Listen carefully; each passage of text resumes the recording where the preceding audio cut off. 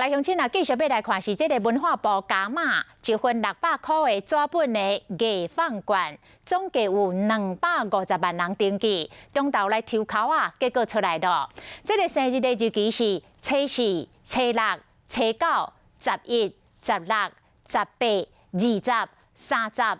生日伫个这8天的人，拢算你抽到，总共有659068人来抽到。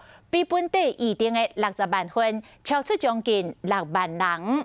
文化部长李英德讲，超出的部分，文化部全部来吸收。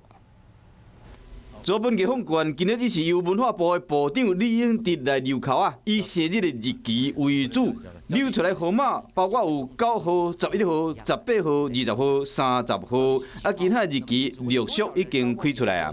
来了，恭喜6号生日的朋友。 得奖了，恭喜恭喜恭喜！那现在呢，累积的人数呢？身心障碍的朋友，也没有人是16号生日的呀，恭喜你得奖了！恭喜恭喜！ 艺放券1.0中签率是9%，纸本的艺放券有24%，相对来讲比较较悬。今仔日有留着的人，明仔载早起9点以后就会使开始使用，一直到明年的22/8。有留着的人只要到超商机台用这个健保卡，就会使领券，分100、200、300 3种 QR code 加条码。